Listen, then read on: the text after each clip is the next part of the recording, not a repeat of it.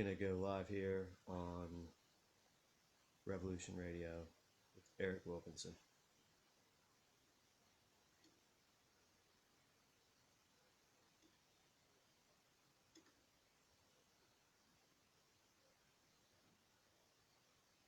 I'm just gonna take an extra second here. I just shut my computer down and turn it back on, as I know we've all encountered these fun little deals sometimes.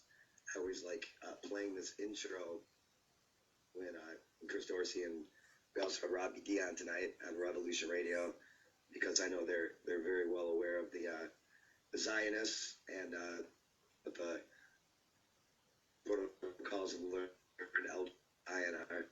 So I tend to like to play this one as an intro for us, just to let you know what you're in for out there.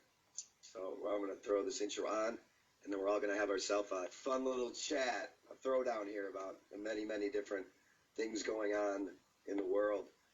Live on Revolution Radio, the #1 listener-supported radio station in the world. We'll be back in 2 and 2.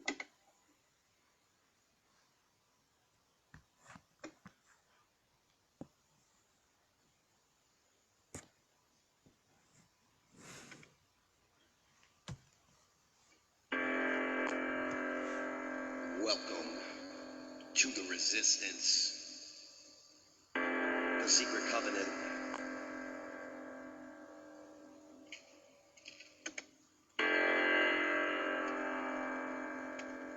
An illusion it will be, so large, so vast it will escape their perception. Those who will see it will be thought of as insane. We will create separate fronts to prevent them from seeing the connection between us. We will behave as if we are not connected to keep the illusion alive.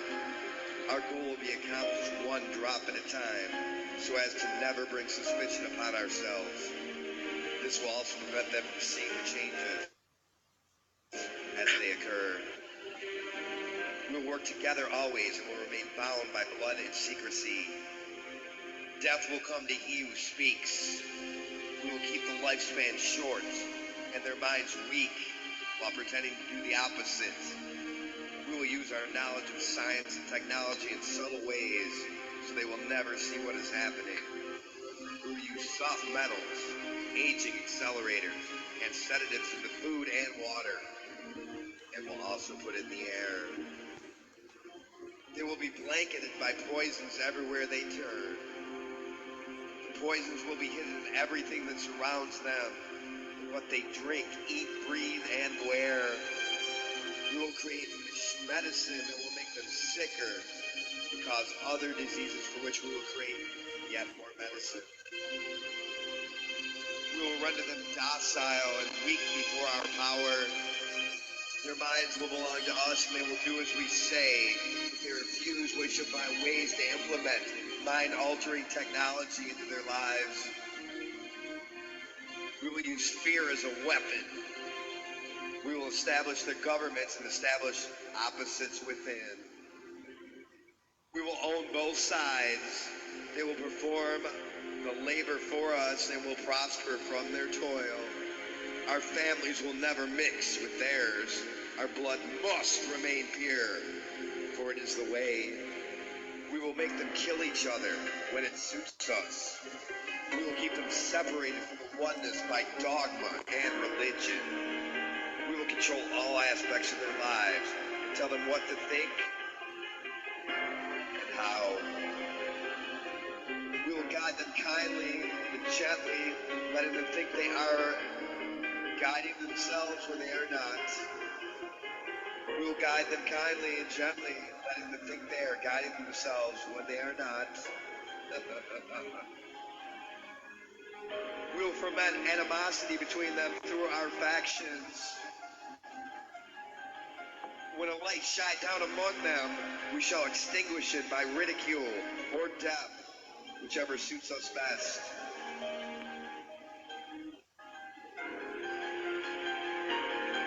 We will make them rip each other's hearts apart and kill their own children. They will bathe in their own blood and kill their neighbors for as long as we see fit. We will benefit greatly from this, for they will not see us. For they cannot see us. We will continue to prosper from their wars and their deaths. will use all of their tools and all of our tools to accomplish this. The tools will be provided by the labor. We will make them hate themselves and their neighbors. We will always hide the divine truth from them. That we are all one. This they must never know. We will make them hate themselves and their neighbors. We will always hide the divine truth from them. They are all one. This they must never know. Drop by drop, drop by drop, we will advance our goal. We will take over their land, resources, and wealth to exercise total control over them. We will deceive them into accepting laws that will steal the little freedom they still have left. We will establish a money system that will imprison them forever, keeping them and their children in debt. When they shall band together, we shall accuse them of crimes and present a different story to the world, for we shall own all the media. When they shall rise up against us, we shall crush them like insects, for they are less than that. They will be helpless to do anything, for they will have no weapons. We will recruit some of their own to carry out our plan. We will promise them eternal life, an eternal life they will never have, for they are not of us. The truth will be hidden in their face, so close they will not be able to even focus on it until it's too late. Oh yes, as the grand illusion of freedom will be, that they will never have or never know. They are our slaves. When all is in place, the reality we will have created for them will own them. Their minds will be bound by their beliefs, the beliefs we have established from time immemorial. But if they ever find out they are equal, we shall perish then. This they must never know. If they ever find out that together they can vanquish us, they will take action. They must never, ever find out what we have done. For if they do, we shall have no place to run. No one shall give us shelter. This is the secret covenant by which we shall live the rest of our present and future lives. For this reality will transcend many generations and lifespans. This covenant is sealed by blood. Our blood. Go ahead, Max. Good boy.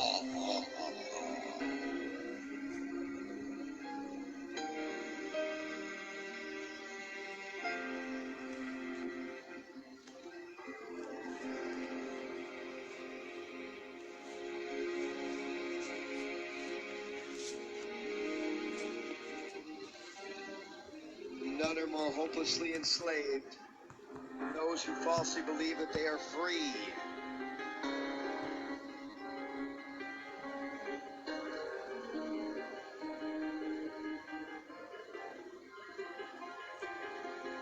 You as an individual are so handicapped by coming face to face with a conspiracy, a monstrous conspiracy that no one can even believe it exists. The American mind simply has not come to the realization of the evil which has been introduced into our mindset.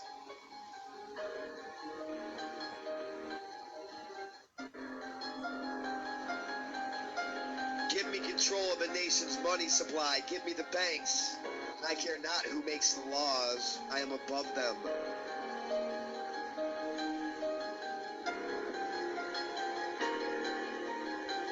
We shall have world government, whether or not we like it. The only question is whether world government will be achieved by conquest or by consent.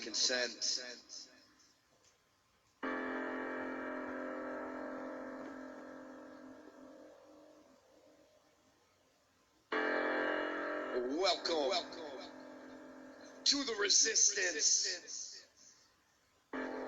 Peace. And welcome back. I am so excited about this show to have Chris Dorsey and Robbie Dion because they are so well educated about what we call the Zionists, which are words we are not allowed to use on YouTube anymore. So, with that being said, Robbie D and Chris Dorsey, first, Chris Dorsey, tell us about yourself, tell us about your site. I think your site is also right now, right? Yeah, greetings. Thanks for having me on. I'm called Chris Dorsey. All my work is public. I've been going on radio and TV for almost 20 years now, discussing the most important issues facing humanity, and it does not. Uh, it's not something that is difficult to do. Although there are very few individuals out there, if any, that do the work that I do. But I'll let my work speak for itself.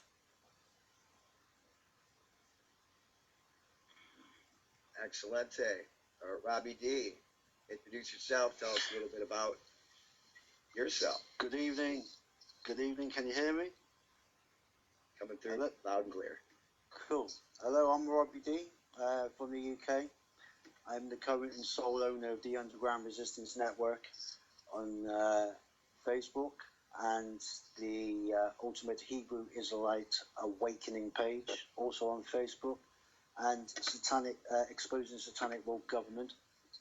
I've currently been awake for the last 6 years. Went deep down a rabbit hole.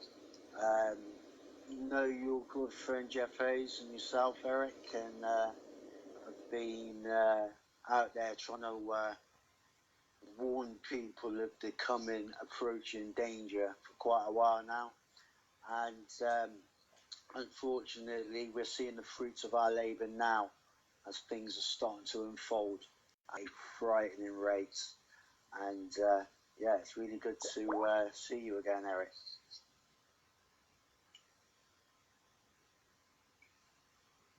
Good to see you too, brother. So, I know that I think Chris said we'll discuss tonight. Let's talk about stuff.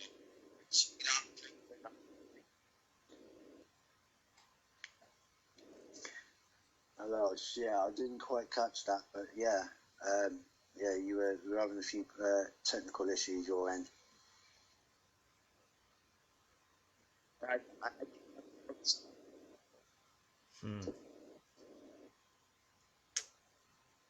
Yeah, that's. Guess we're gonna have to do another sound check or something. Yeah, Yeah. You get too. Yeah, it's not coming through at all.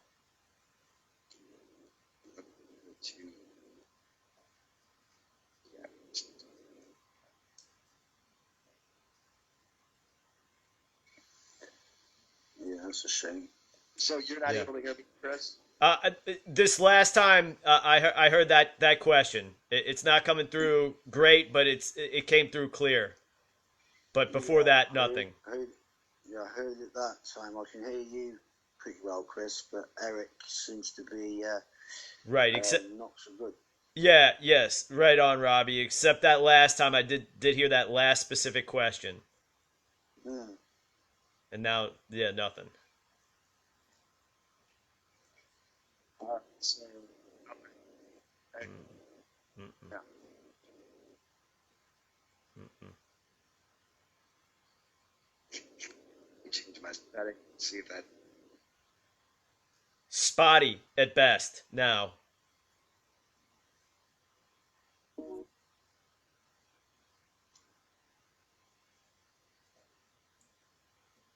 6, 7, 8 pounds of shit. I heard that. I've heard something. Barely hear that. Yeah, we know.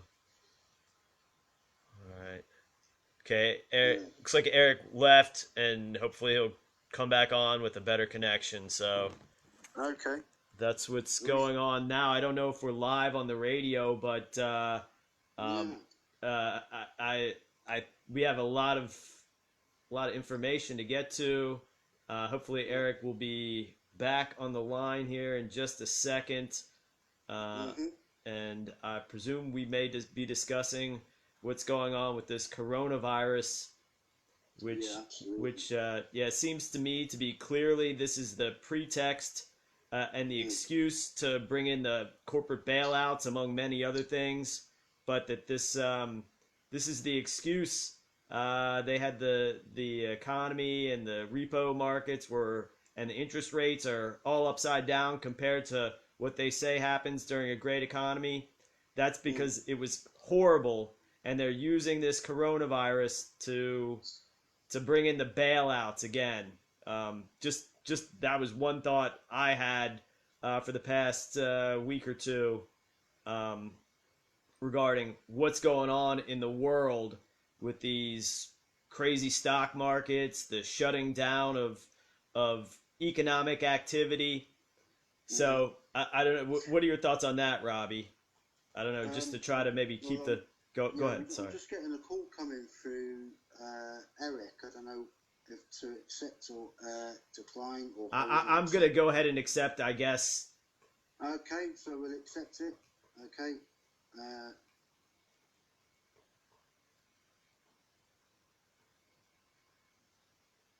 I can hear you.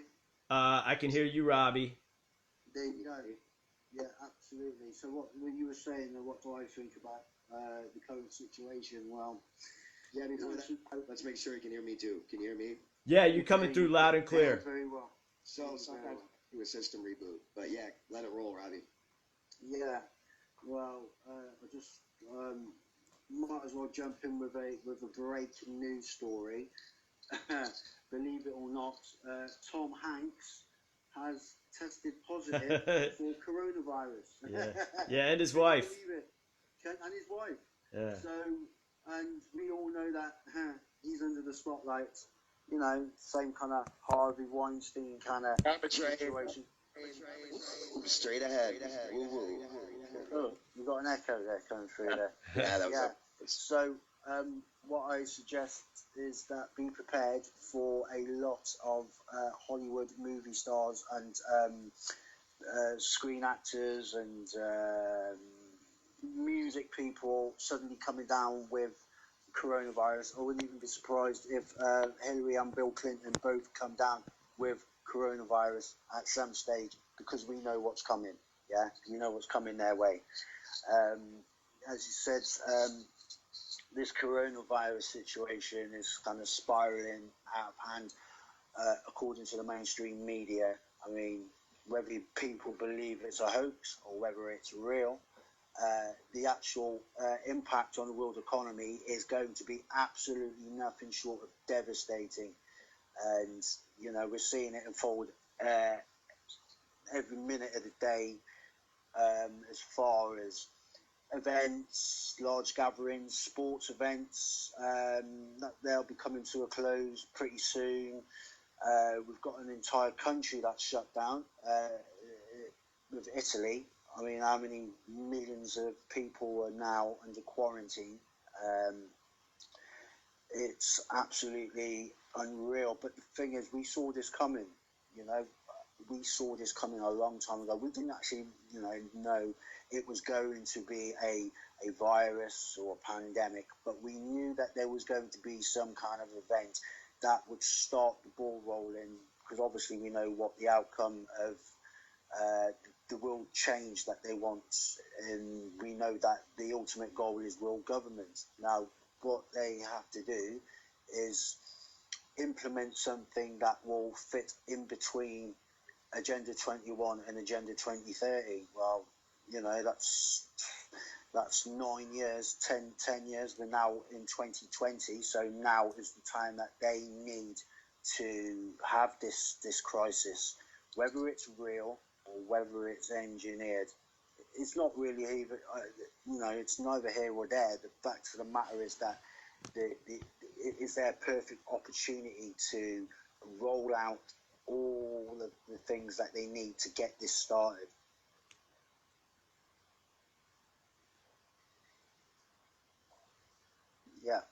Over to you, Chris. Eric. Yeah, go for it, Chris.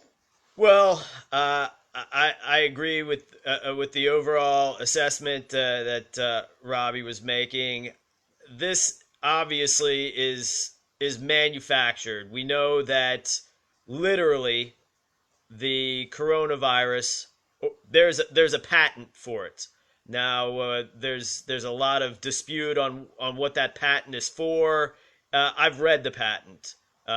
We've gone through the patent. You can do a Google search for coronavirus patent, and you can see exactly what it is and what exactly the coronavirus is. And it states clearly in there it's a number of different viruses. It's SARS, it's MERS, it's porcine coronavirus, it's canine coronavirus, it's any number of different things. But one thing that I think is clear about this so-called coronavirus is that this is going to be a pretext for quote-unquote universal quote-unquote healthcare, universal vaccinations. They're certainly implementing what is known as continuity of government in the United States, which is a FEMA and Department of Homeland Security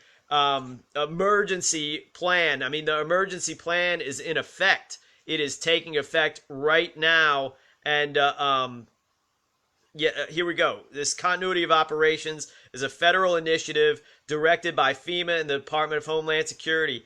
Continuity of operations as defined in National Security Presidential Directive, Security Presidential Directive 20, and the National Continuity Policy Implementation Plan is an effort within individual executive departments and agencies to ensure that primary mission essential functions continue to be performed during a wide range of emergencies. This is the state of emergency, including localized acts of nature, accidents, and technologically or attack-related emergencies. So this was implemented on September 11th, 2001.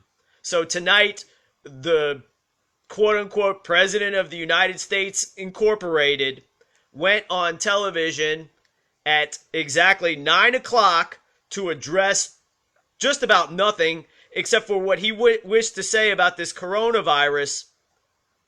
And then he was on for exactly 11 minutes. So they're coding this all in to 9/11. There's the cruise industry and the airline industry is telling us, well, hey, this is as bad or worse financially for us as 9/11. It's the same sort of thing. This was meant to trigger a global financial collapse, to reset the economy, to bring in all the corporate and bank and credit bailouts that are going to bail out the corporations and certainly not bail out any people.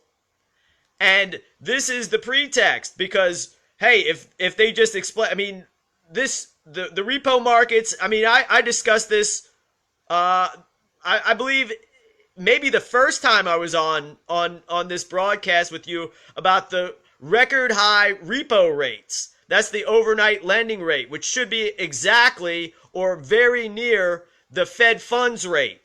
But it was 10 times that high one of the last times we spoke, just this year.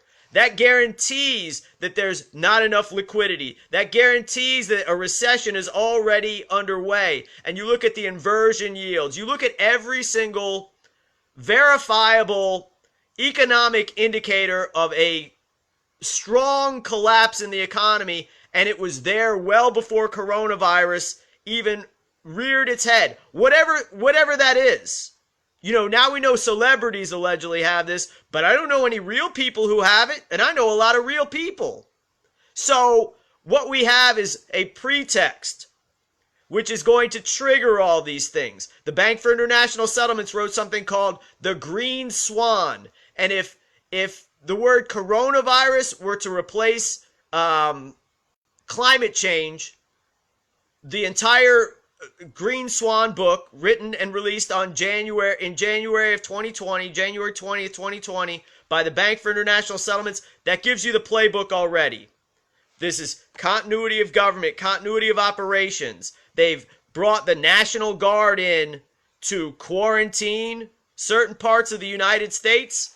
It's clear what's going on. This is just another step in the Agenda 21, Agenda 20. It's the same to me. It's all the same plan, and they are escalating it, just like we were saying. Quarantines. Okay, we got quarantines. We've had them for years in different instances. Forced vaccinations. We've had them for years, but they're stepping up. It's just a concerted escalation, and it's the trigger. It's the heavy straw that broke the camel's back of this usury-based economy that is made up out of thin air and has no real value. And now they're going to keep this going by going like, hey, we need to bail these guys out, and it's not our fault. It's coronavirus's fault.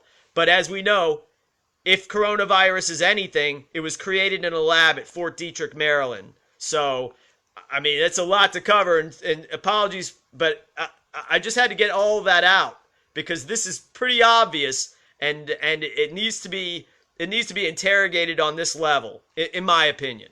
We have 2 hours, so we have plenty of time. That's why I wanted to make sure that I got on a broadcast that was 2 hours long, so we could get out all the information we needed to get out. Robbie D, what do you think?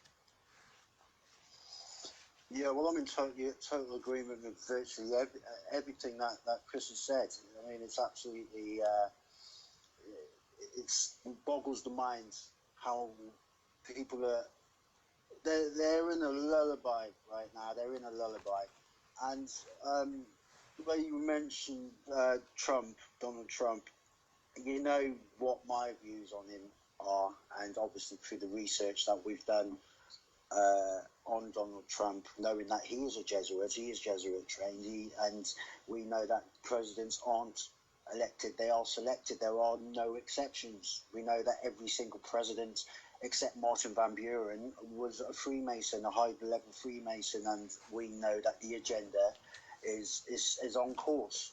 And the thing that gets me, and this reminds me of our friend Jeff Lehman, rest his soul. You know, myself and Marte and all my other team used to spend hours trying to explain to him about Trump and how he is so much part of this agenda. You and me both. And how he needs to snap out of it. And it was a shame watching it. You know, somebody who was in the truth, somebody who was very knowledgeable about a whole range of stuff.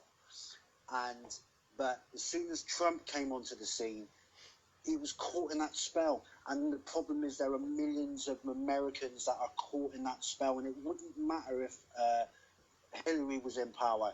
They'd have that same paradigm shift.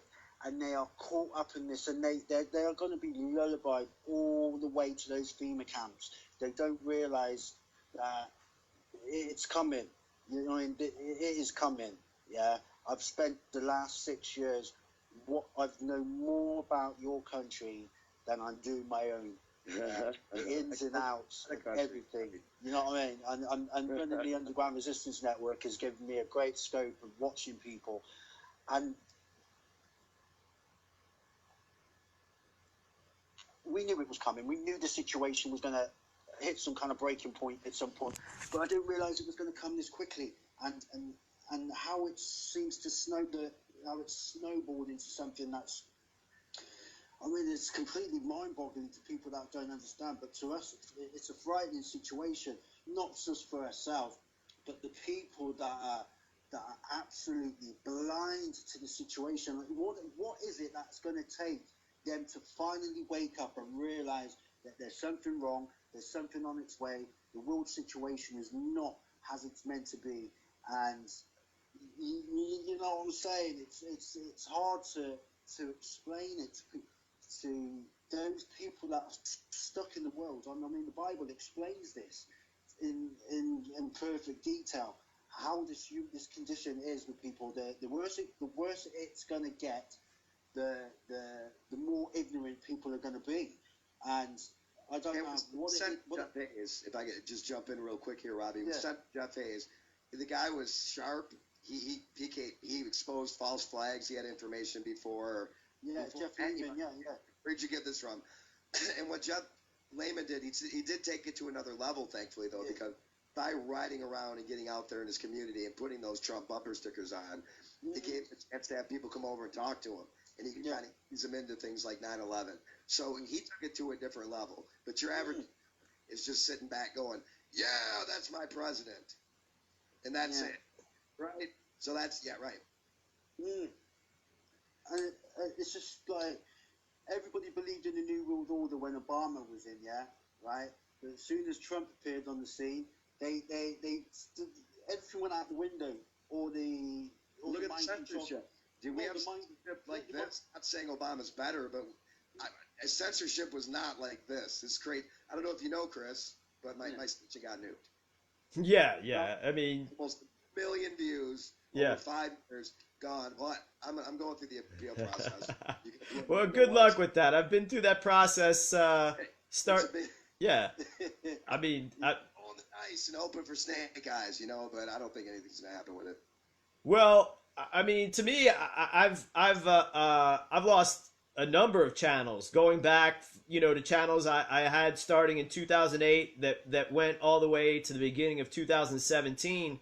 And there were 3 million views just on that channel, and there were almost 2,000 videos. And then I've had at least a dozen more of just my content taken down. So I mean, they're going to censor. I mean, look who runs YouTube. It's Google. Look at who are the CEO and founders of Google. It's Larry Page and Sergey Brin. They are bloodline Khazarian or Ashkenazi KGB agents who came into the United States, or their parents were, Their parents were KGB agents, GRU agents, who came into the United States and then worked for NASA. So that's, what do we have here? And I just want to be clear, because to me, what, you're talking about the average person in America, I always think of this adage, and I make it my own, because I don't give a direct quote. Think about how feckless and ill-informed the average person is, and then think that half of them are even more feckless and ill-informed. So I don't care at all what anyone says. I'm telling folks what's going on. And I do know that there's an issue and problem with Donald Trump. I don't believe it's because he's a member of the Jesuit order. And if it is, I know that the Jesuit order is based on a bloodline, Khazarian, false, imposter, so-called Israelite. They don't even call themselves Israelites. They call themselves Israelis. But this is not to do with the Catholic Church, even though the Catholic Church is complicit. At the top, it is a bloodline. Who controls the money? Who controls the media? And it's not Catholic people, even though they follow a false religion. We have to follow the money.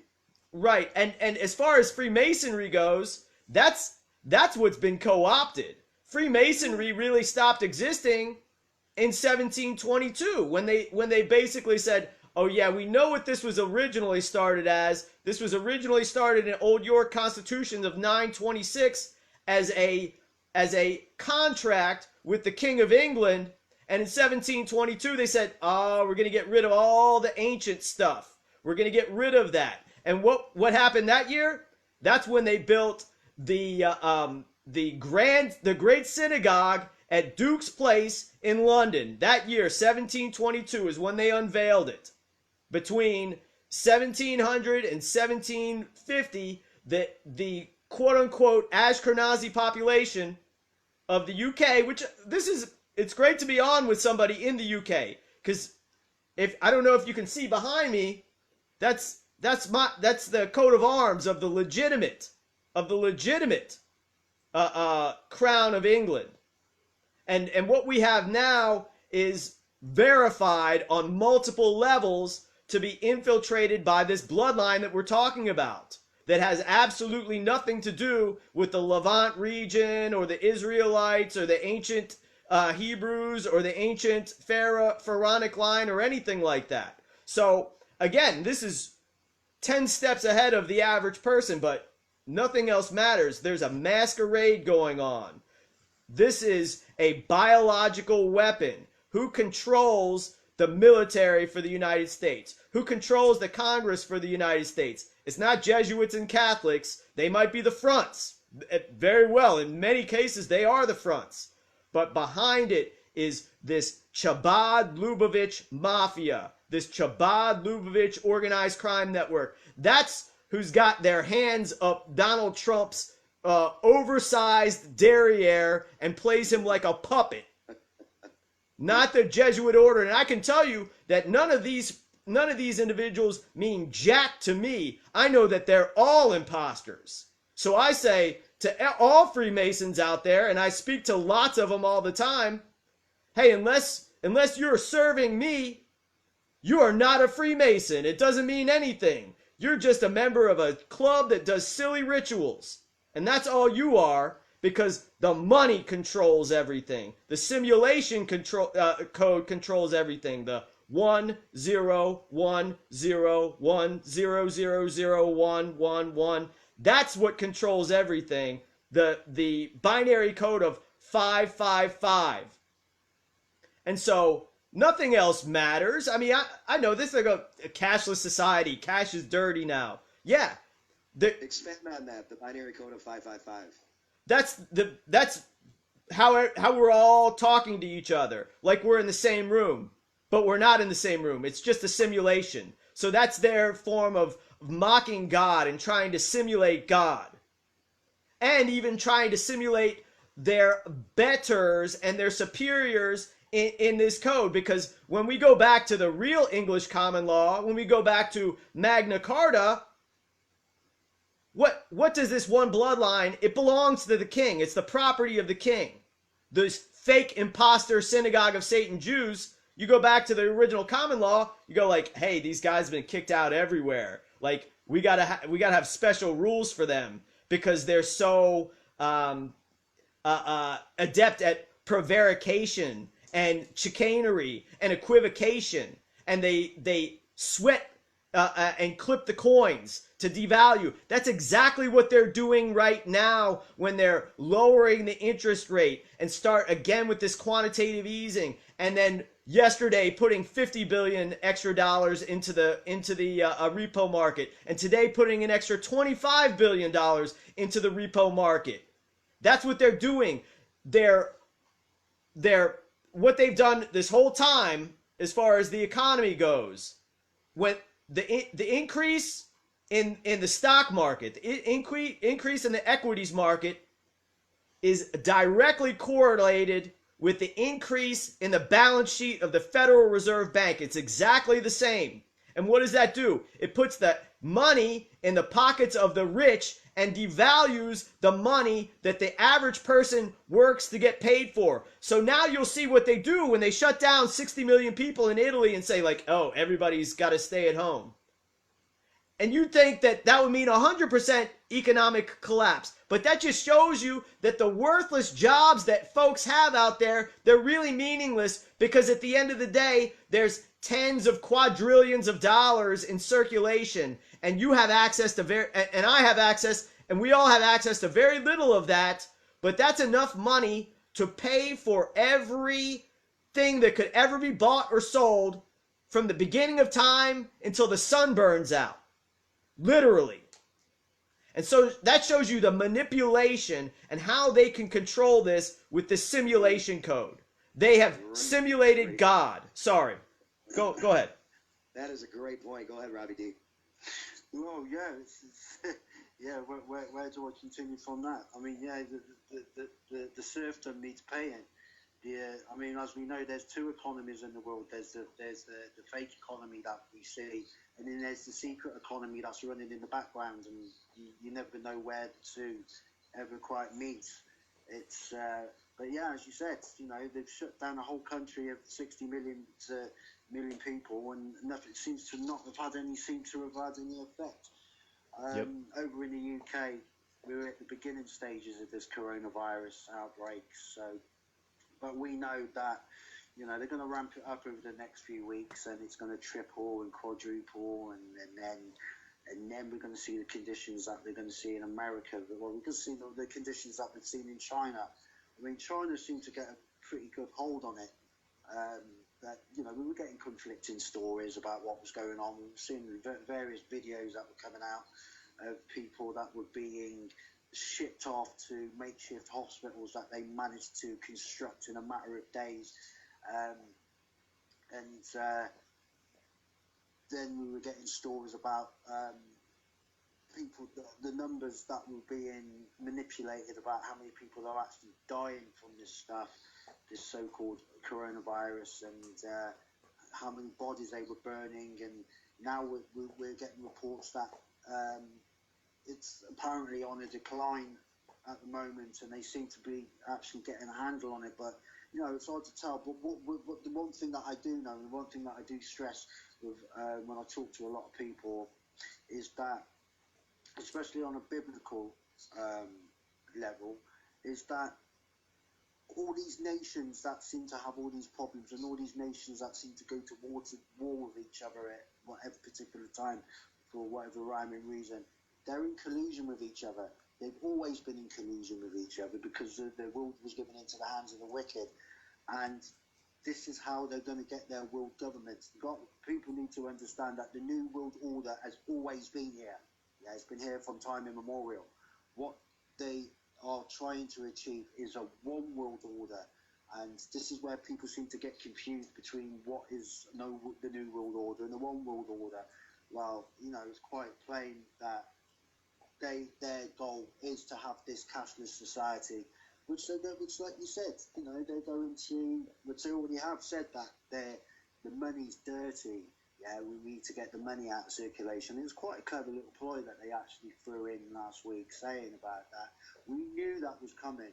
Yeah, a lot of people don't seem to understand. You know, the everyday normal, the sheeple that run around all day. You know, that don't really understand any of this whatsoever.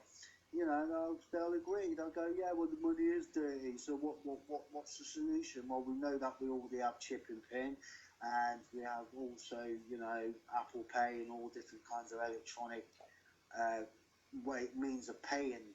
What people don't also understand is that is the first step to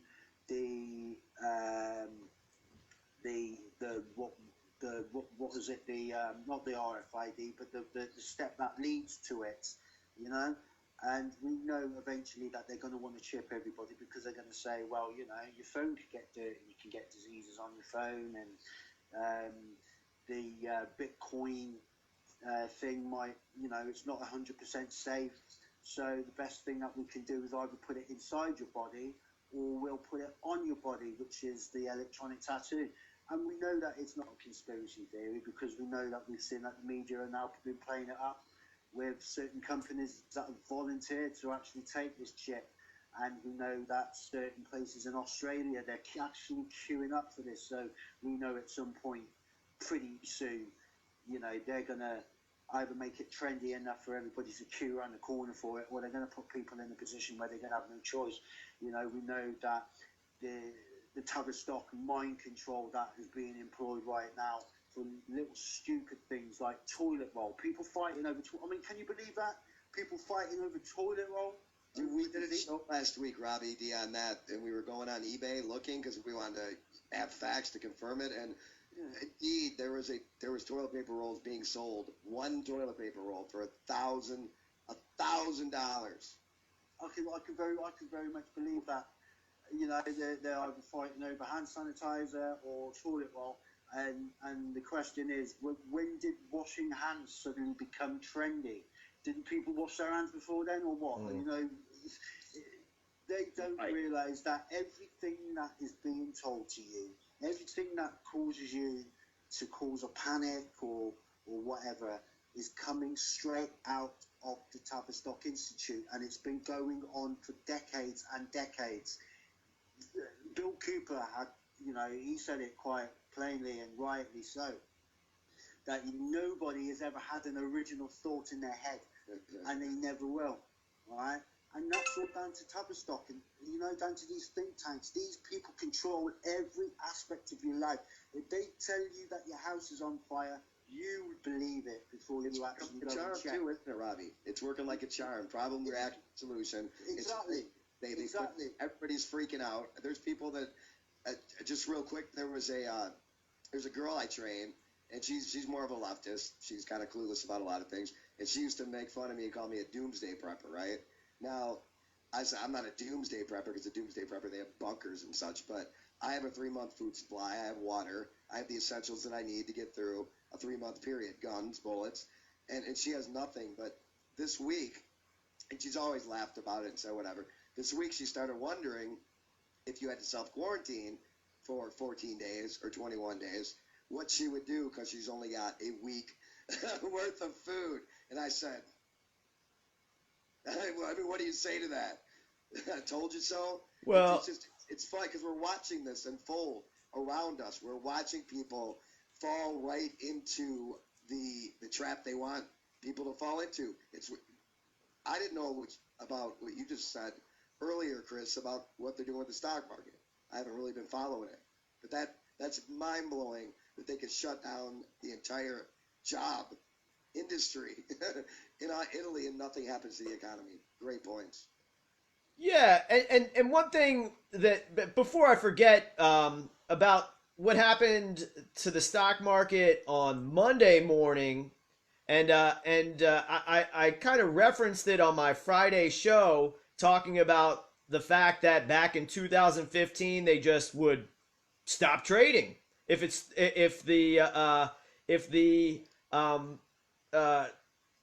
the indices were plummeting too quickly, because they would go down to zero, because the algorithm would just, act upon itself.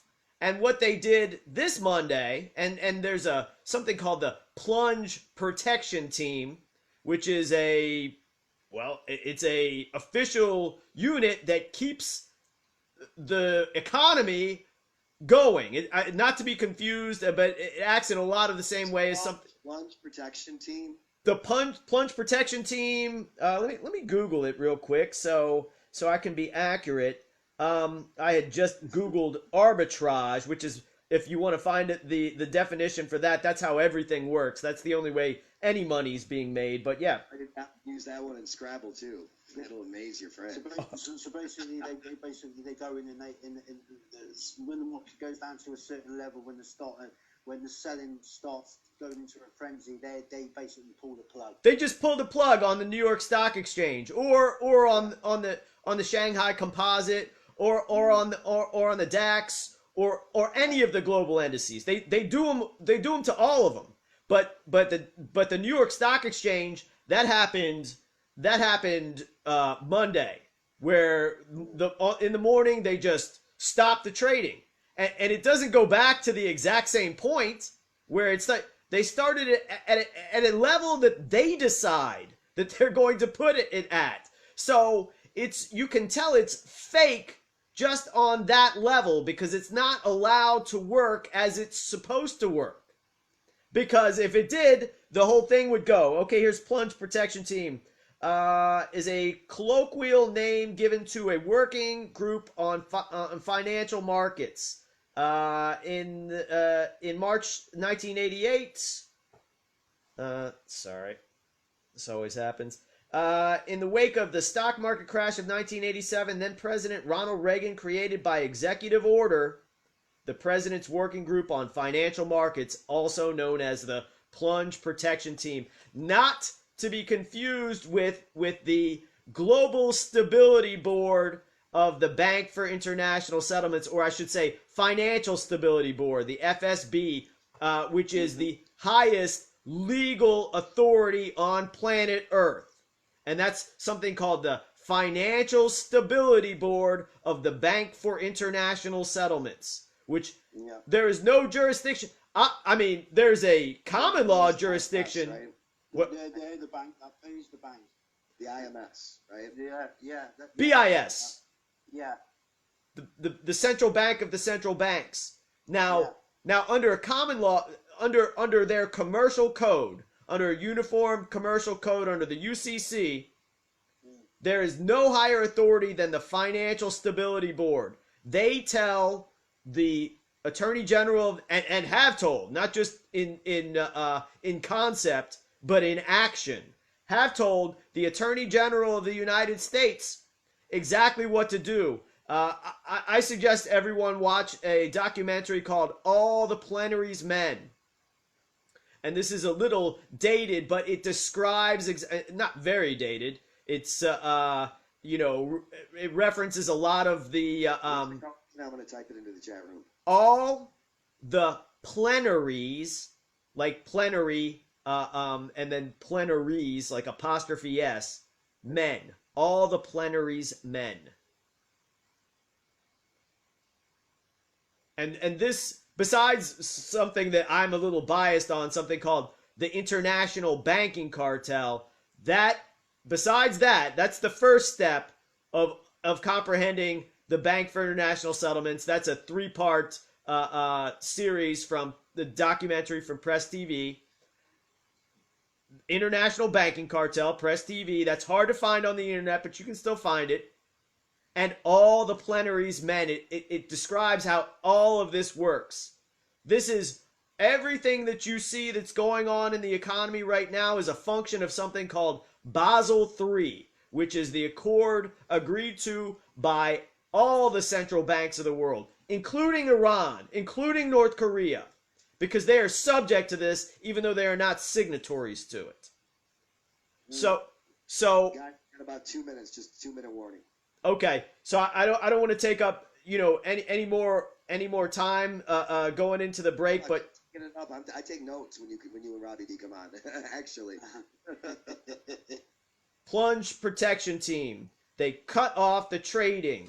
That this is a reset, just like they reset it back. So when the AI algorithm is headed for 000, they stop it at 23,000 or wherever it was stopped. I'm not saying that, it's just a random number. And unplug it, stop trading, and then what do they do? Who knows?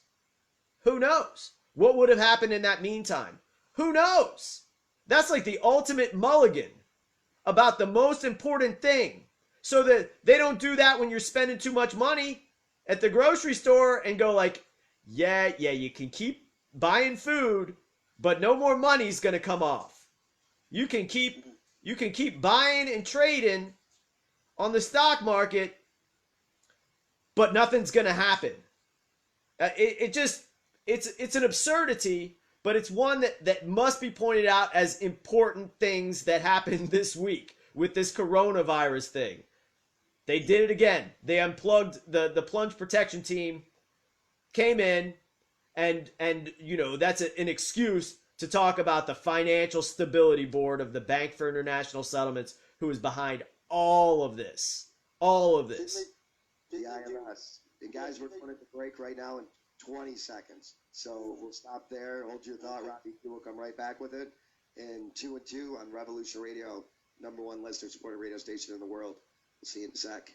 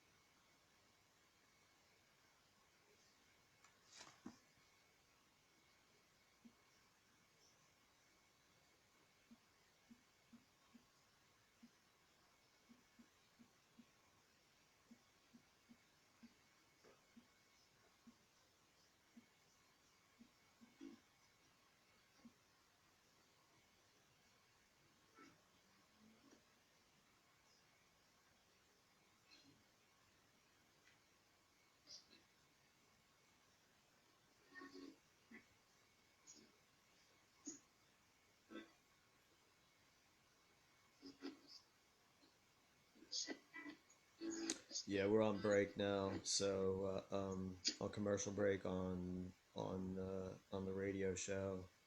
So I guess just bear with us, and we'll get back to live broadcast here in just a couple minutes probably. So thanks for watching, and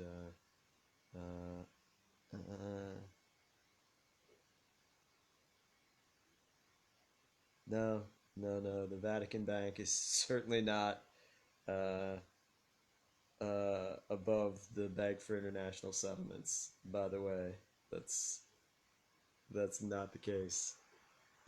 Um, Not even close. But let's see.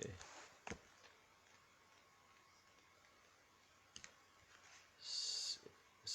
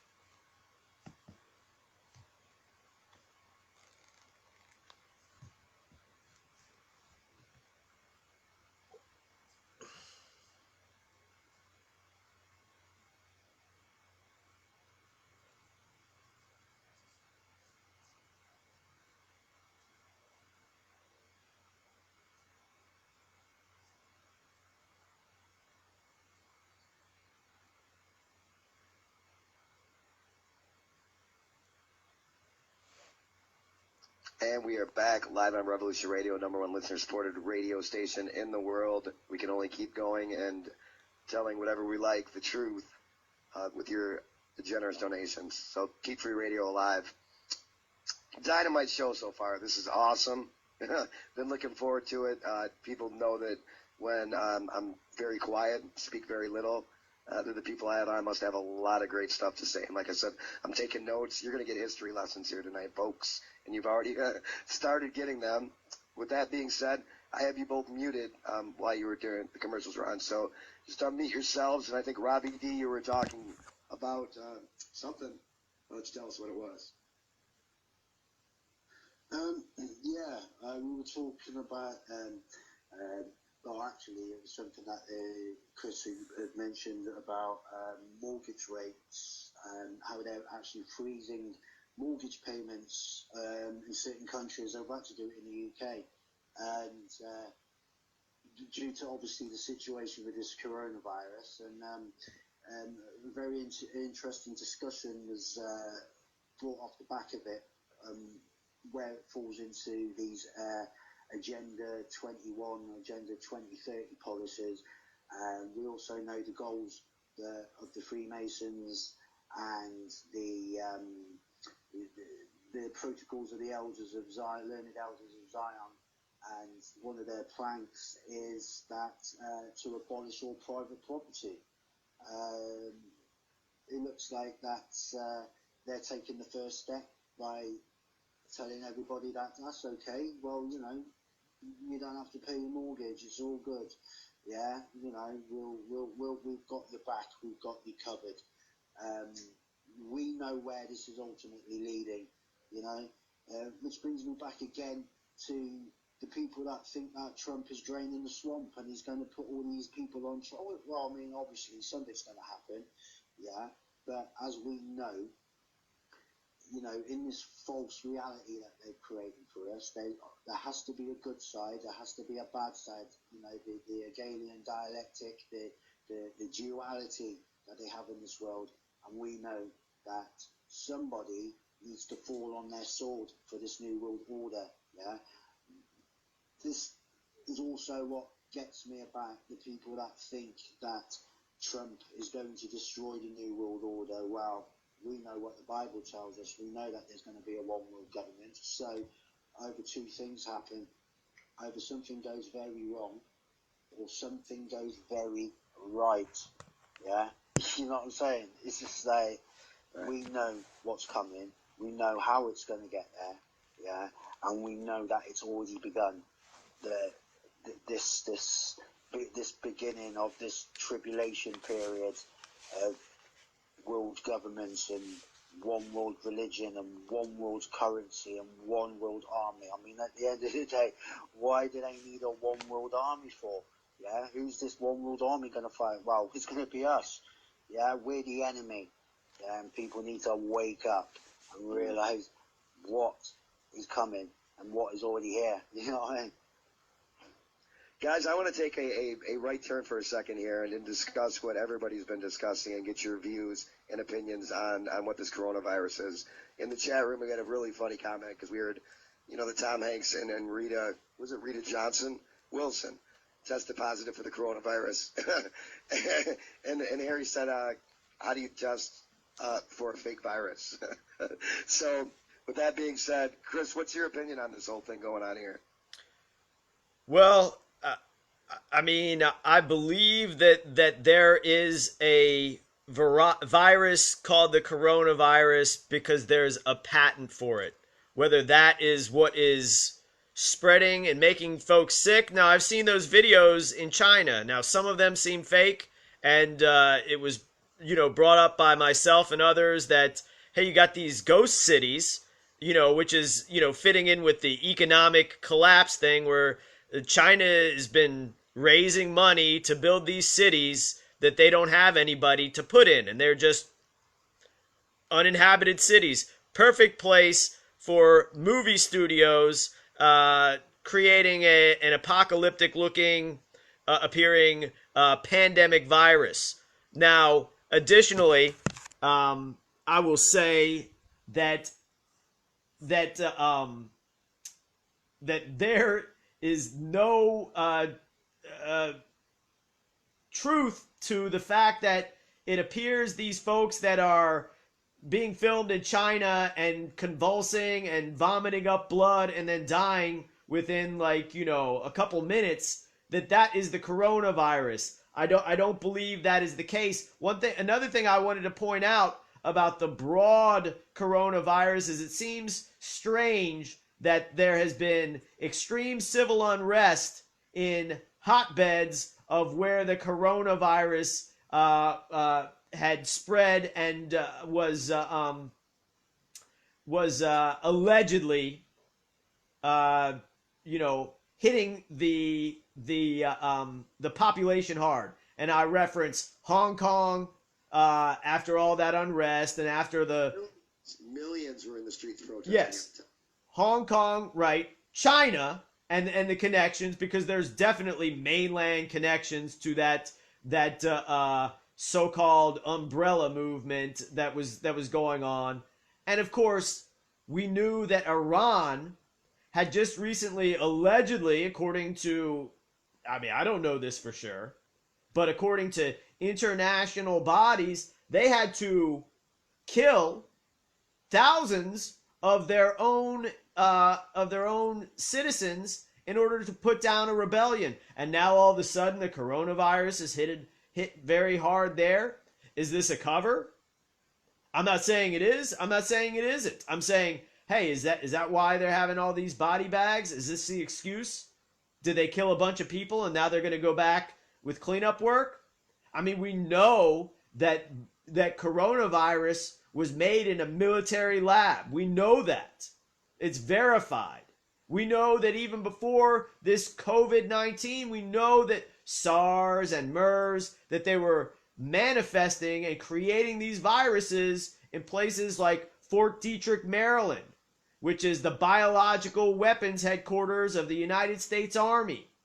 And those bioweapons labs are everywhere now. Your local college has one. Go ahead, sorry. Yeah, sorry. No, I wasn't. I think one of the places is in the UK, Pirbright Institute, as well. But, that's the one who they applied and received the patent for coronavirus. Yeah. So they are the ones that received this. Now that's a crown corporation. For whatever that means, you know, because that's all just a front on this usury system that we've already verified is all fake. It's all fakery. It's all simulation. It's all money magic. It's all hocus pocus. Mm-hmm. So yes, they are. Why do they have that patent? If you read the patent, it'll tell you why they have the patent inside. That's what keeps folks from learning anything. Is that they just don't have the capacity to consume the information, or most likely they just don't consume the information at all. So it tells you why and how they're going to create this coronavirus that's going to be patented. They don't even check the insert on the vaccines to see what's in it before they shoot it into their veins. Of course. But this patent will tell you what's in the coronavirus, what's in the hypothetical patented coronavirus, and what's the purpose for this creation of this coronavirus. There could be any number of different things combined, because there's multiple kinds of coronaviruses, and any of them can fit this patent. Well, that sounds like, a flu vaccine. That's exactly what it's like. So they can tell you, oh, no. That patent's not for COVID-19 because COVID-19 is a mutation. So it's never the same virus as what they created. That's why a flu vaccine doesn't work. Because they're using old flu vaccines to combat mutated new flu strains, a strain of the virus. Sometimes I get my words jumbled up, so I apologize if I'm not being clear. But so this is what's going. You are, and rarely you jumble your words up. You're pretty concise. Okay, well thank you very much, because that is my ultimate effort. That's what I'm efforting for. So that's what we have here. That's what the words say. And so how they get folks out of it is when somebody like me makes a video, puts it up on the internet, they can't say it's false. They can say it's mostly false. And then they can give it a headline saying completely false. But all I'm doing is saying, here's what this says. I know how to read words. I do my best to comprehend what words mean, And that's what's going on here. This is a creation for a vaccine. And this vaccine, like the flu virus, will certainly spread the symptoms, at least, but it's much more than symptoms. Just like when they say, when you get a flu shot, they go like, yeah, you may have symptoms like a flu. Well, didn't we have the same scenario when Ebola took hold in Africa? It didn't really take hold until the Red Cross turned up and started vaccinating people, and then it spread like wildfire. That's right. And, we've got the case of this COVID-19, which has got the same basic structure as a HIV and cancer, which is basically all the same thing. And with the Ebola, we have documented 3 shipments of colloidal silver that were blocked from coming to that country because colloidal silver is naturopathic, and Vaccinations are much better for you. They're way better for you. Get your vaccinations, kids. Well, I'd like to point something out about silver, because a lot of folks they mock that, and I'm not here to sell silver. If by my statement, if anyone is to give it any credence, it would be to sell silverware, literally.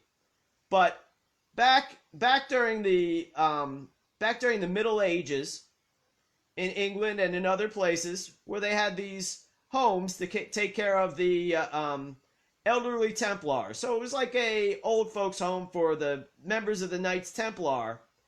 There was a wonderment, even though they knew at the time why there was such an increase in the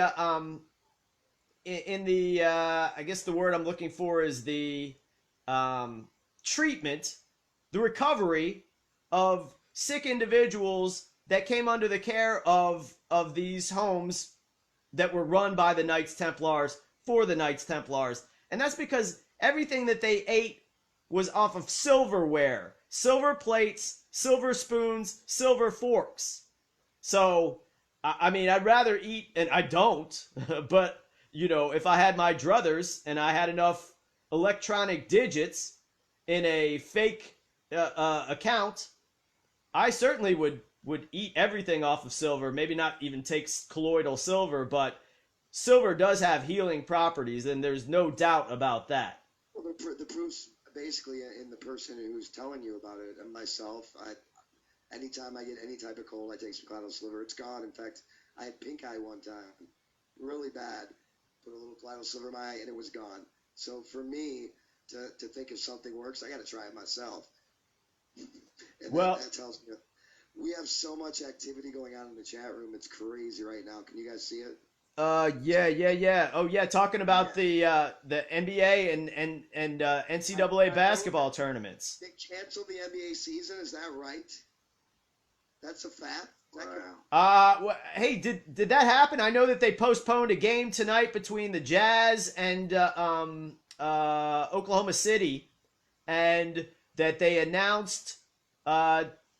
So I've got it on CNN. This crazy ass fear mongering going on here. Oh my goodness. They did it over here as well with the Champions League. They cancelled it. Can they? Because without the masses being distracted by the bread and circuses in the game. Yeah, they cancelled the game between Arsenal and Manchester City tonight. They played a PSG. I can't remember who they were playing in France. In Paris. That was one of the Spanish teams. Football there. Yeah. And the only game that was normal was the Atletico Madrid versus Liverpool at Anfield, which I did watch, and we got kicked out of the Champions League, which is a shame, really. But well, I see that. Some people in here, they don't watch sports.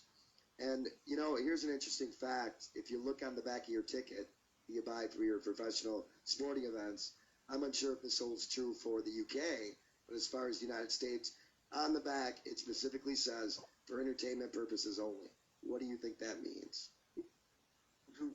Well, we know that all the major sports are all controlled, in some instances fixed, and we know that most of them are all started by Freemasonic fraternities and have been controlled to this very day. I mean, at the end of the day, you need that bread and circus, to distract the major populaces away from what's coming.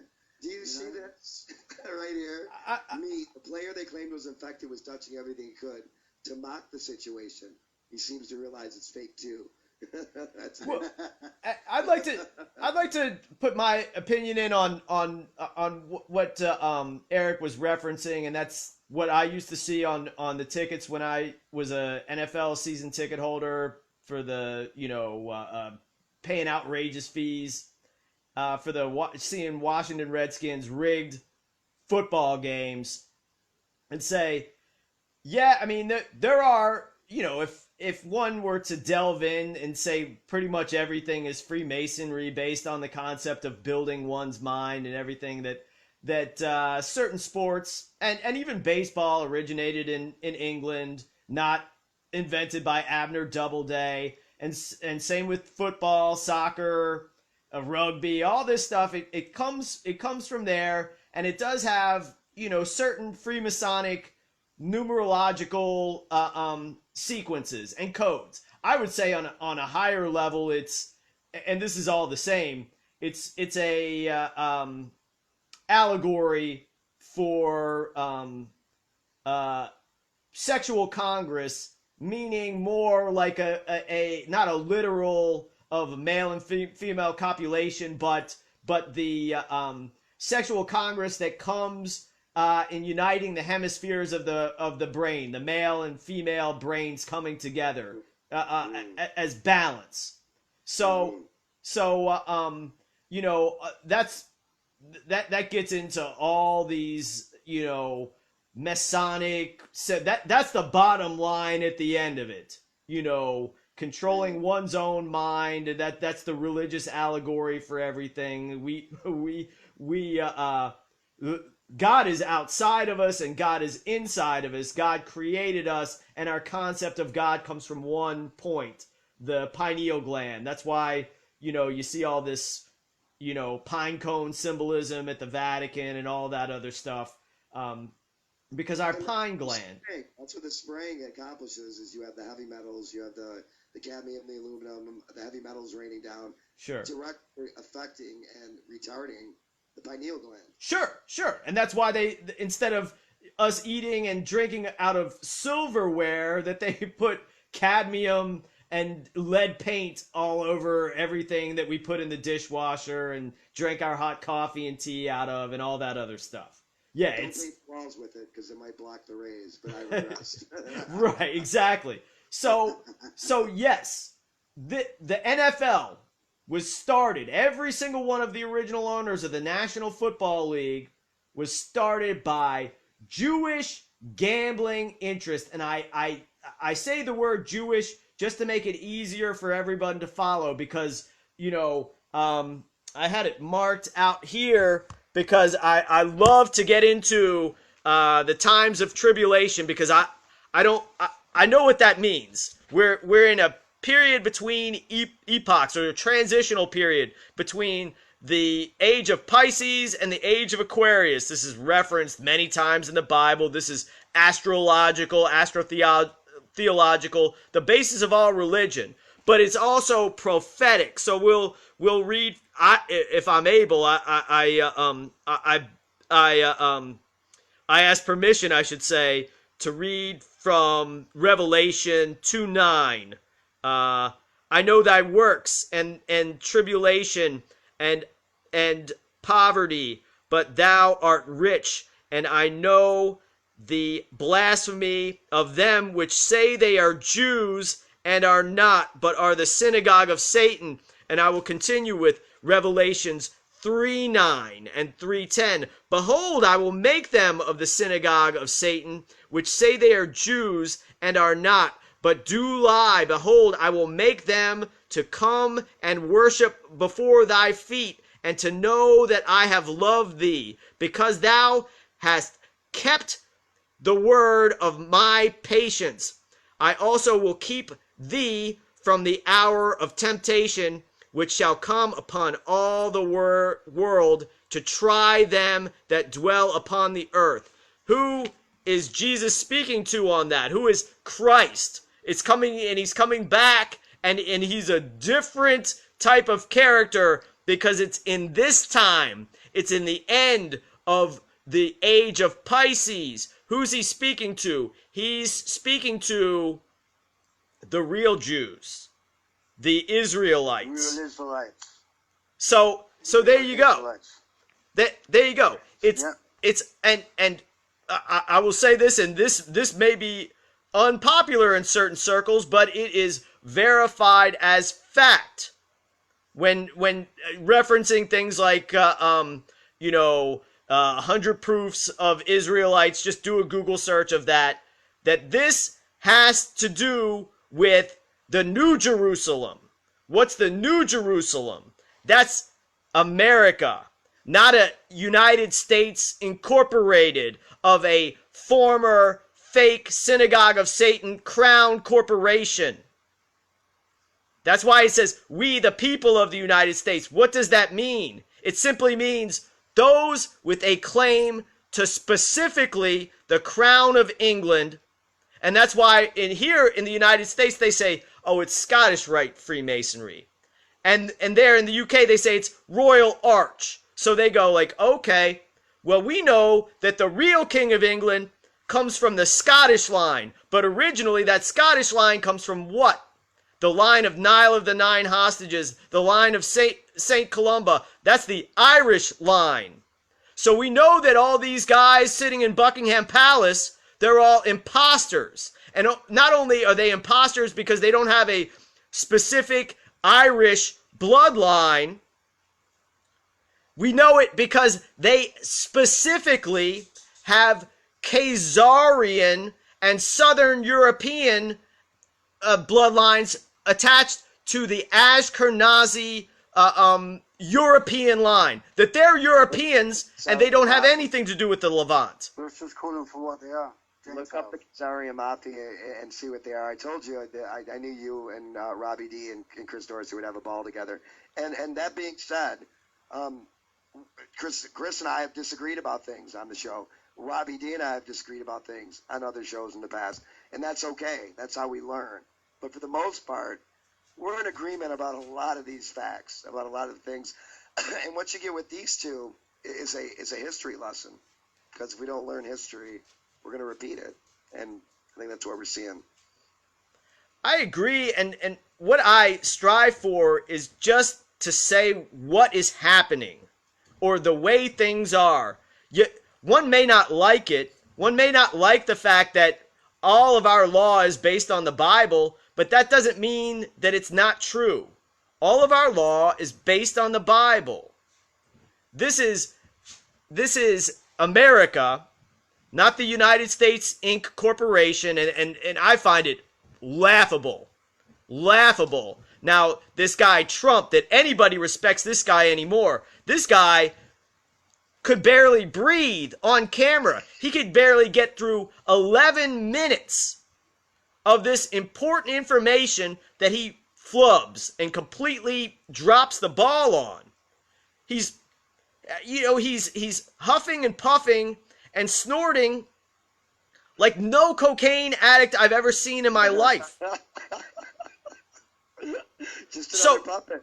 So how can any individual take anything that this guy says seriously in any way? Even if you go like, yeah, he's president of the United States of America Incorporated. That incorporation has been abolished. Once a corporation, once anything acts outside of its only reason for being, it's entirely abolished.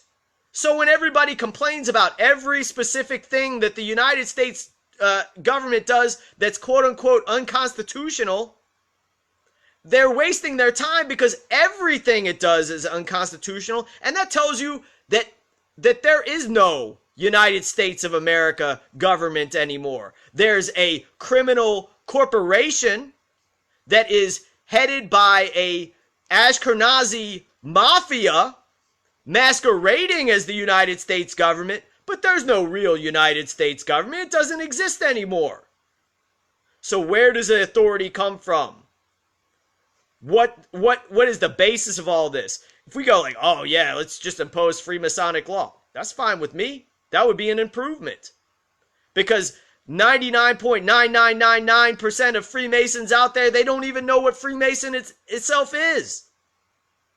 They don't know that they're involved in a contract with a king that doesn't even exist anymore. And that after 1722, Freemasonry was just reinvented to coincide with the quote-unquote Jewish takeover, those who say they're Jews but are not, of England and the rest of Europe. And ever since then, they have just done every bit of their effort to degrade and destroy their only rival. Who's their rival? Well, let's see. Who are they targeting? Who is that? I know who it is. And it's because it's the only threat. The only threat to this criminal occupation is to restore. I'm a feudalist. I believe in feudalism. I see that folks can't take care of themselves, and they need someone to take care of them for them. But these guys are even worse. They know that people can't persons can't take care of themselves, and then they victimize them in acting or pretending to help them. So back to the coronavirus that we were talking about earlier, Blasphemous Buddha says one thing that this so-called pandemic does is stop commercial travel, which is one of the things in the new Green Deal. Also screw the economy. Right. Yeah, that's why I said look at the book The Green Swan. And it's a 120 or so page book written by the Bank for International Settlements. And just like the protocols of the learned elders of Zion, just like the Bible, it will be illuminating when you replace the word climate change or climate crisis with the word coronavirus. Because they cover all of that and more in the quote-unquote Green Swan. Now this is the Black Swan. This is the Green Swan. This is the gray swan that turned into the black swan. And that's what we have. That's well said. I'm gonna bring it over to Robbie now.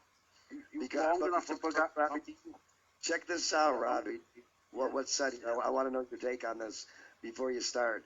Over here, somebody said, it's a shame that Hillary didn't win because she would have woken far more people up and prompted more people to take action. And I've thought about that. I thought about what if she did get in? Because obviously it'd be the worst thing that could happen, supposedly. But would there have been a change? Would there have been an American Revolution if she got in? Because there was a lot of patriots poised to do something if that occurred. What do you think? Well, it's hard to tell, really, unless it really happened. But it seems like we're just dragging it out with Trump.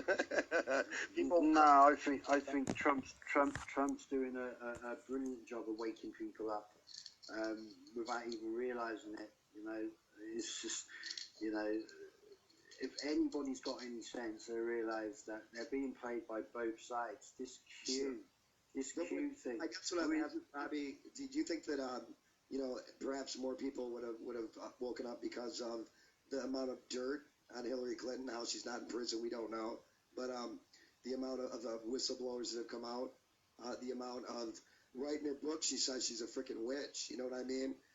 I'm just thinking that there's more dirt on her.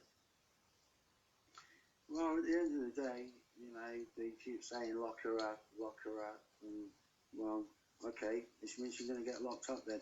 When is she actually going to go on trial in Guantanamo Bay with the rest of the swamp and that? Why isn't it happening? I mean, yeah, it is going to happen. Never. We know that somebody needs to fall on their sword when they make that contract, when they sign when they take these blood oaths, when they sign themselves off to Satan and they get all these things and they have to do things in return. And we know that he takes more than he gives. Yeah, at some point, at some point, I'm going to have to bug out because my battery will go. But I'm gonna take this opportunity to tell you about something that I saw on the internet 4 years ago, and it was removed from the internet. It was scrubbed from the internet not once but twice, and it was a theory, and it was called "Satan Wants You to Know That 9/11 Was an Inside Job." Yeah, when I came across this theory, it always stuck with me because it kind of describes what's happening right now. And basically, it describes about Satan and how, you know, he's a very intelligent person, and we know that his main goal is to be like the Most High. Yeah, he doesn't care about anything else, right? That's his main goal, right? But he's always got a plan A to a plan B to a plan C to a plan D. You know, being a highly intelligent person, not person, but entity, you know, wanted to spring forth the New World Order, would use 9/11 as its platform, as his platform, and leave so many breadcrumbs right? So many plot holes and so many plot twists that eventually, that it would lead somewhere. And we know that these breadcrumbs have led so many truther conspiracy theorists and people that have tried to uncover what happened right from the beginning, all the way up to the 13 bloodline families of the Rothschilds. Now, this theory stated that at some point these bloodline families would be sacrificed for the New World Order, right?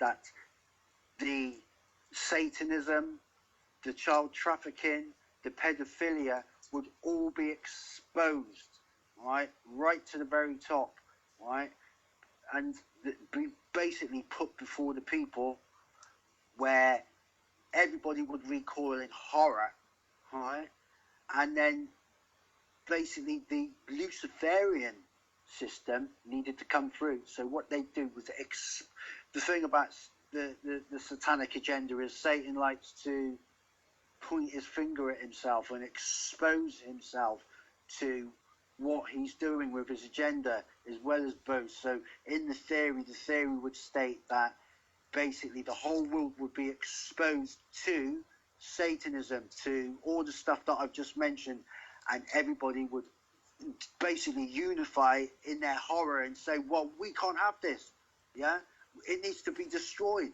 So in effect, the New World Order would be destroyed, and a new system would be put in place to protect from the New World Order.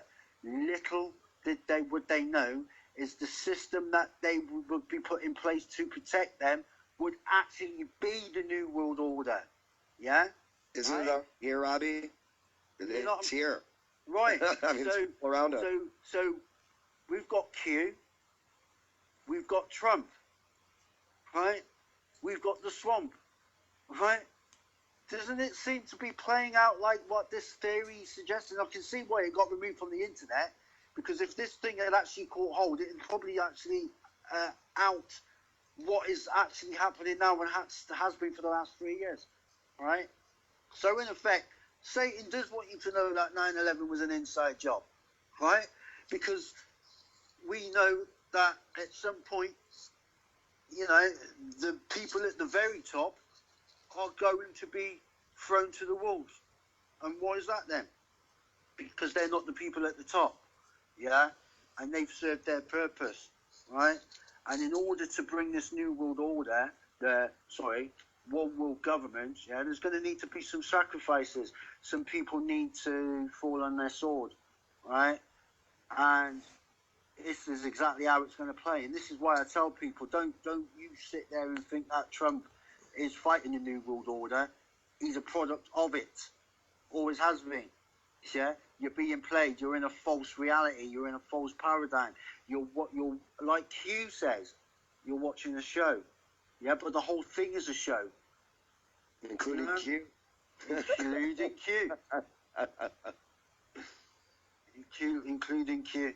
And this is what boggles me, that people think that they're awake, but they seem to fall to the left-hand path or to there's different levels there. There's totally different levels. And like you were talking about Jeff Lehman earlier, I think that people believe in Trump so bad that they're turning a blind eye to the obvious things. Like, hey, people, he's got his hands on this globe in Israel.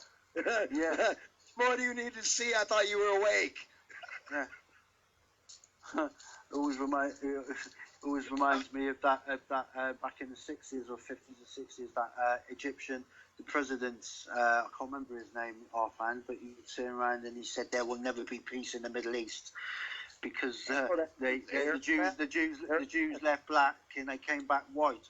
Was that Yasser Arafat? I think it was. Yeah, no, it was before that, I think. He turned around and said that the Jews left black and they came back white. Right. And he was being deadly serious. And, I would say that's incorrect.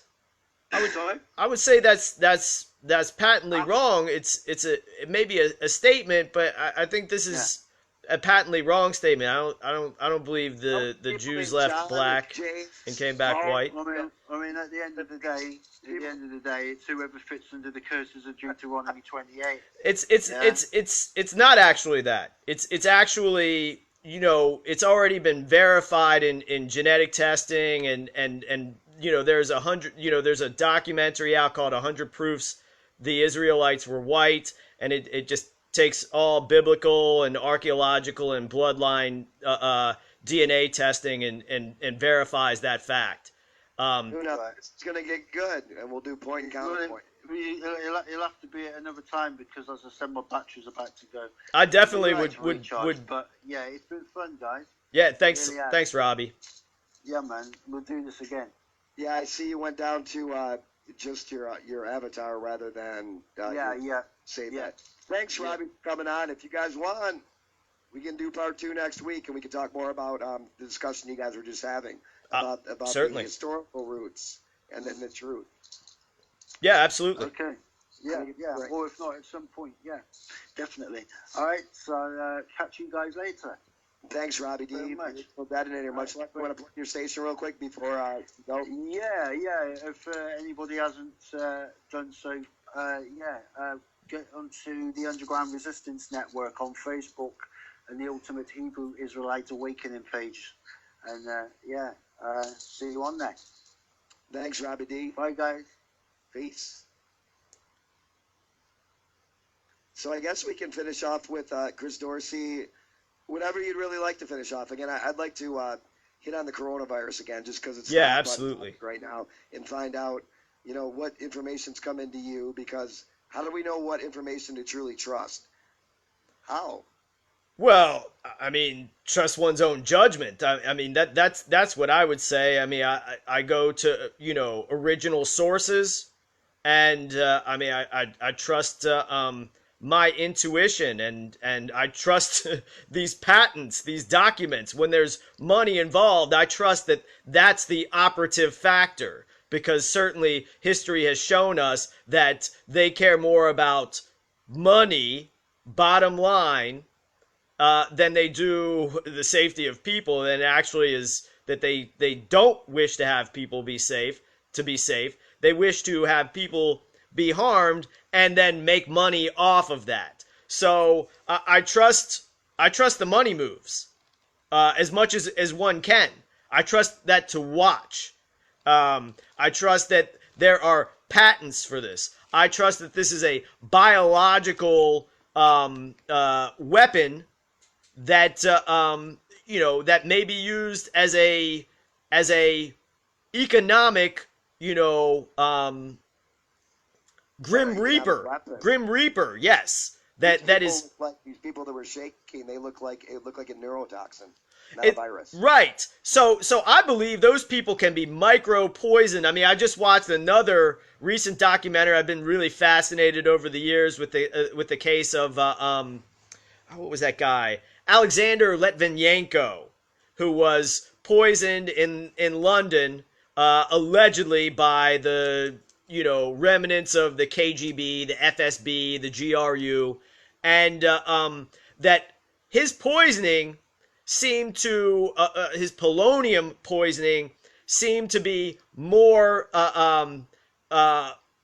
closely related to what we've seen of what they're alleging sick people are getting from the coronavirus than, say, the cold or the flu or AIDS or any of the other viruses that they attempt to attach as similar to the coronavirus. It, like you said, Eric, it acts like a neurotoxin.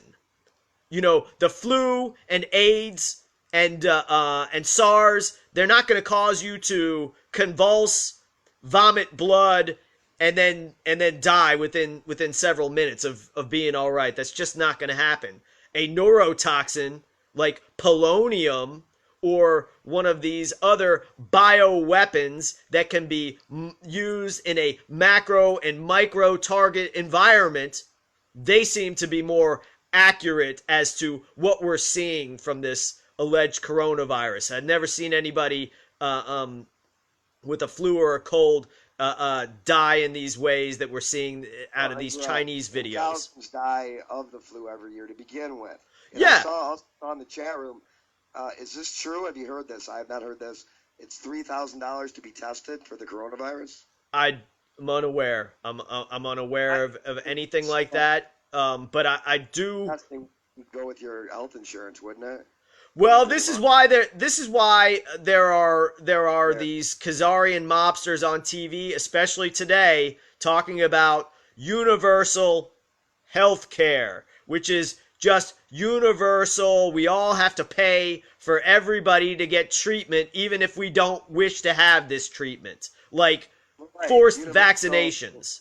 Medical doctor care, where it was Benjamin Rush, one of the founders. He was a doctor. He was Surgeon General and one of the signers of the Constitution, said if we don't put a provision in the Constitution for medical freedom, that one side of the medical industry will take over and make it a tyranny. And that's what we see now. Get your vaccinations. Right. And that's why I like to make very clear I have separated myself from this society. I do not advocate, I do not abide by anything that this government or any of the corporate structures do, because I'm a follower of the Bible and I'm a follower of Jesus Christ. And that may not, it means to me something different than what many people may think that it does mean to me. But a lot of the things that we're seeing happen right now it's biblical prophecy. There's so much of it, it's undeniable. Well, yeah, I mean, the Bible is prophetic. I mean, everything that's made by God is prophetic, and the Bible especially is very steeped in esoteric and occult, luminosity. Something like the Bible that's been rewritten and written and rewritten and stepped on and changed around, and certain books were kept out that were very vital. It's a hard process to determine what's real and what's fake. Well, and because it was canonized by priests and high bishops and those types of people who weren't the best people in the world to begin with. Right. So that's true. They took advantage of the information that has been gathered. The information's not bad, but certainly powerful information will be misused by the wrong individuals who are wielding this power. That's why I say, this is a weapon. It can be used for good. Some of the other books.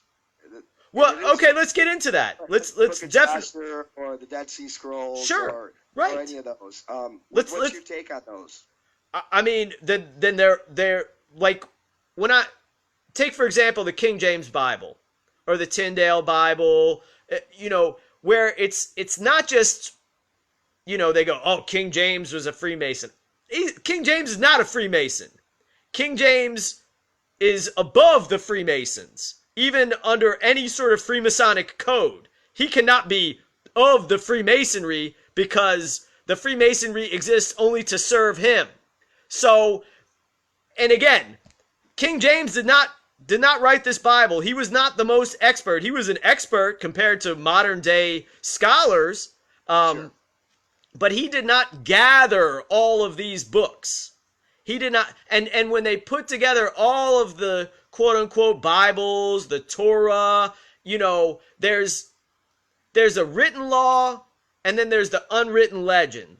The unwritten legend is the Kabbalah. That's not just for Jewish people or the fake Jewish people of the Ashkenazi persuasion of the 8th and 9th century of Europe. It means of all the kind of people on the earth. We all have the same archetypes that are inside our brains. And then we all have different unique archetypes inside our brains, depending on many different variable factors. Now, isn't that interesting that most of the books, whether it be the Kabbalah, the Bible, whatever, they all have the same general principles, whether it be the Ten Commandments or some of the. Yeah, I often ask, how many wars, how many genocides did Buddha commit? It's mind blowing when you think about some of these things. Well, I'd like to address that because that's a probing question. But my belief is that God made man warlike.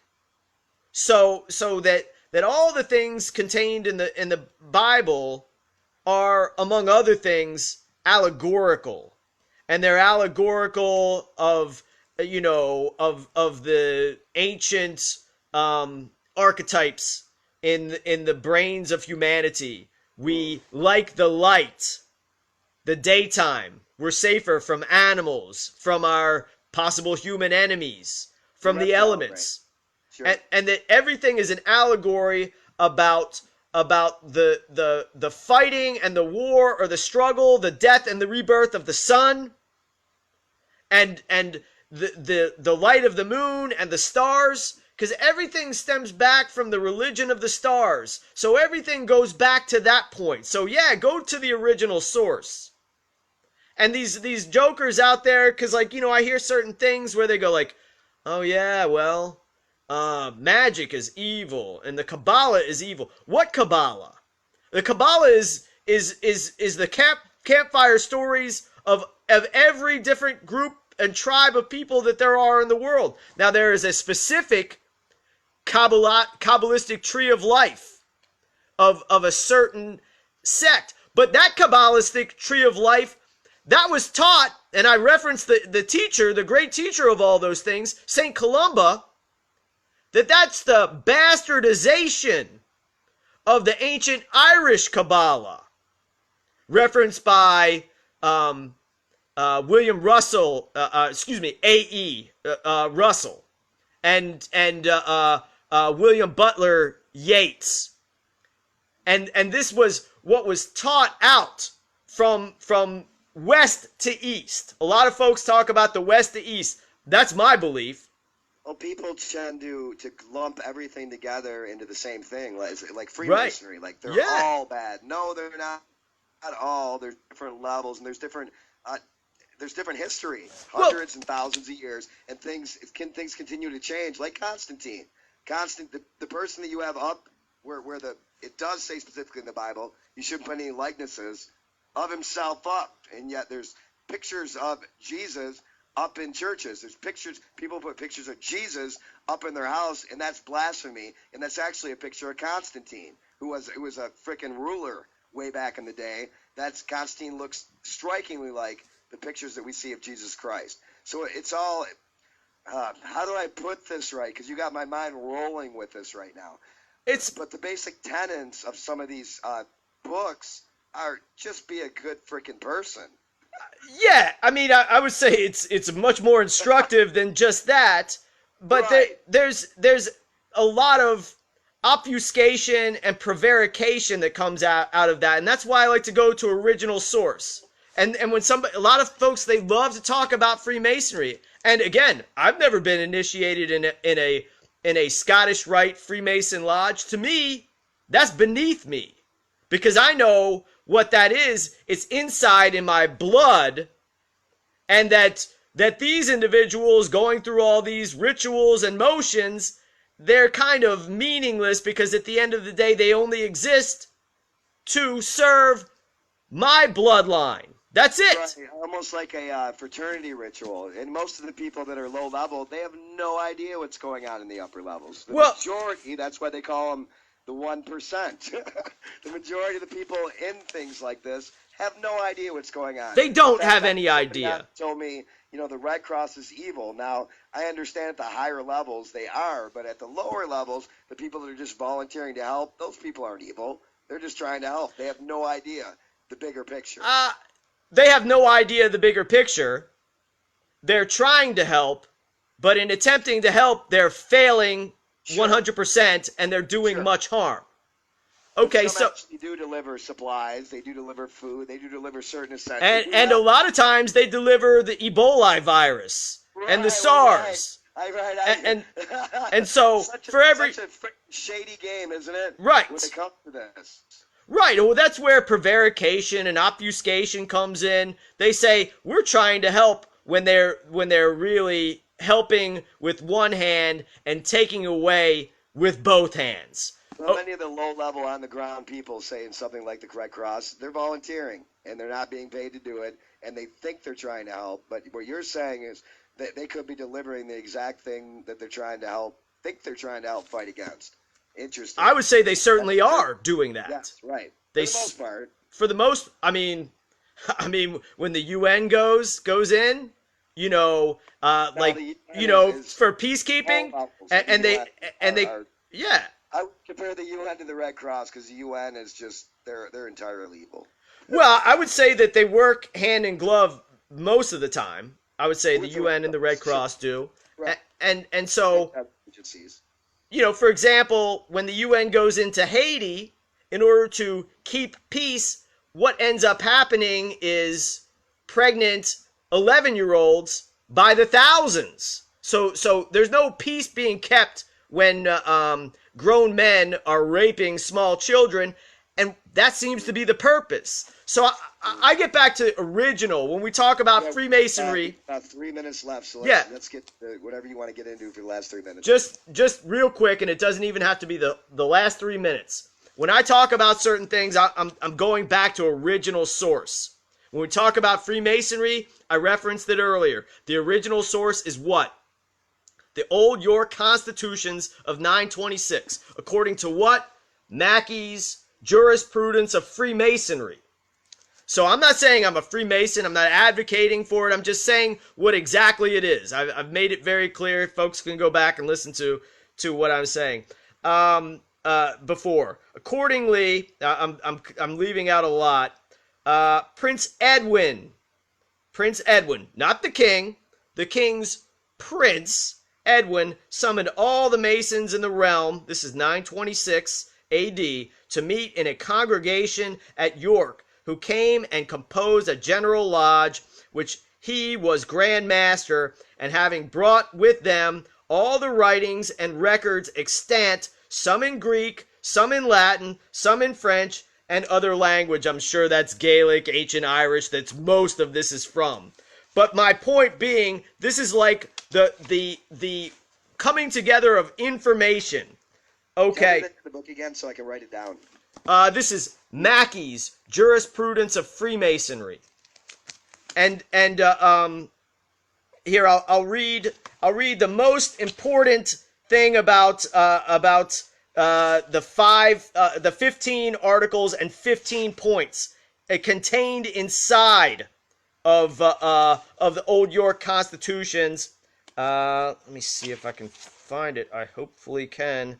Okay, they conclude with an additional ordinance, alia ordinatio, or ALIAORDINACIO, which declares that a general assembly shall be held every year with the Grand Master at its head to enforce these regulations and to make new laws when it may be expedient to do so, at which all brethren are competent to be present, and they must renew their obligations to keep these statutes and constitutions, which they have been ordained by King Athelstan and adopted by the Grand Lodge at York. And this assembly further directs that in all ages to come, the existing Grand Lodge shall petition the reigning monarch to confer his sanction